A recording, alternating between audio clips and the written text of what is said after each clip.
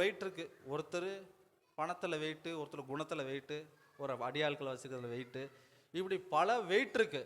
ஆனால் இந்த கத்தர் எதில் வெயிட்டு அப்படின்னு பார்த்தீங்கன்னா, அவர் எல்லாவற்றிலும் வெயிட்டானவர்.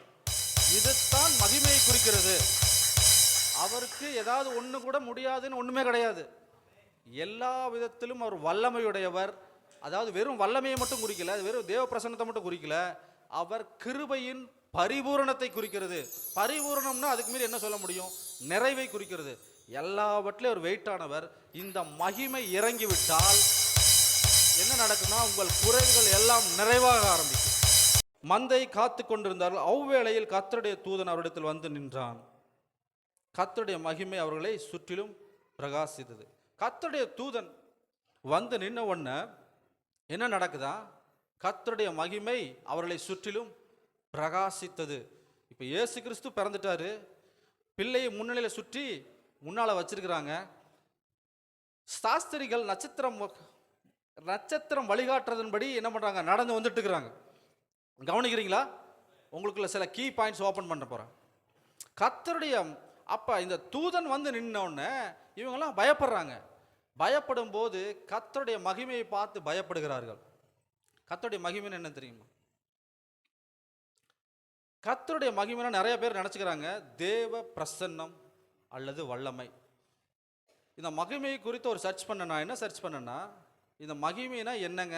இந்த மகிமைங்கிறீங்களே, மகிமைனா ஒரிஜினல் ரெவலேஷன் என்ன அப்படின்னு கேட்குறோம். இந்த மகிமை குறித்த ஒரிஜினல் ரெவலேஷன் என்னன்னு சொல்லுதுன்னா,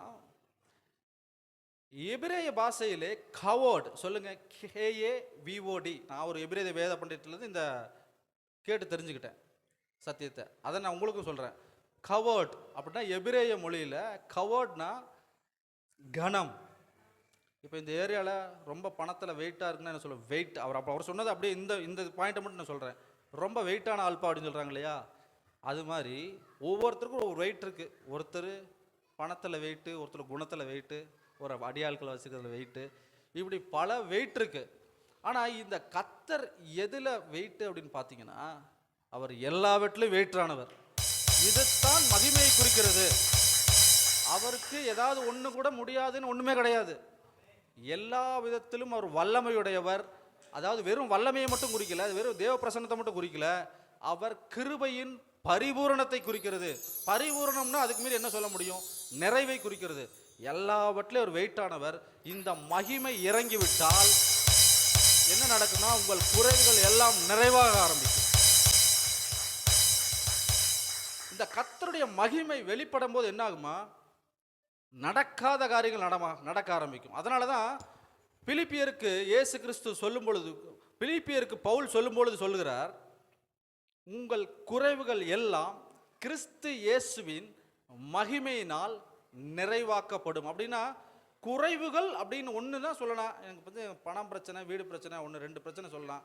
குறைவுகள் எல்லாம் அப்படின்னா எல்லா பிரச்சனையும் ஒன்று சால்வ் பண்ண முடியும்னா அது கர்த்தருடைய மகிமை மட்டும்தான் முடியும். ஆமென். அவர் வியாதியை சரி பண்ணிடுவார். இந்த கர்த்தருடைய மகிமை சபையில் வந்து இறங்கிருச்சுன்னு வச்சுக்கங்களேன், அது வியாதி சுகமாகும், தரித்திரம் மாறும், மரிச்சவரை எழுப்பலாம், இல்லாதவர்களை இருக்கிறவை போல் மாற்றலாம். நீங்கள் என்னென்ன சொல்கிறீங்களோ அதெல்லாம் நடக்க ஆரம்பிக்கும். இதுக்கு பேர் தான் மகிமை. இப்போ இந்த மகிமை வந்துருச்சுன்னா எல்லாவற்றையும் நிரப்ப ஆரம்பிக்கும். இப்போ இங்கே வந்து நம்ம பார்க்குறோம், சிலது குறையா இருக்கும். இது நடக்கலை, இது இல்லை, ரொம்ப நாள் இதுக்கு நாங்கள் பிரயாசப்படுறோன்னு. ஆனால் நான் சொல்கிறேன், இப்போலேருந்து ஒரு மகிமை வெளிப்படுகிறது இயேசுவின் நாமத்தில்.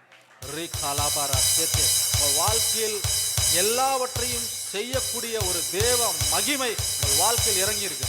அதனால தான் அடுத்து ஒரு தூதன் வந்த உடனே அவங்க பயப்படுறாங்க. அந்த சாஸ்திரிகள்லாம் பயந்தார்கள் என்று எழுதியிருக்கிறது. எழுந்த உடனே சொன்னது கர்த்தருடைய மகிமை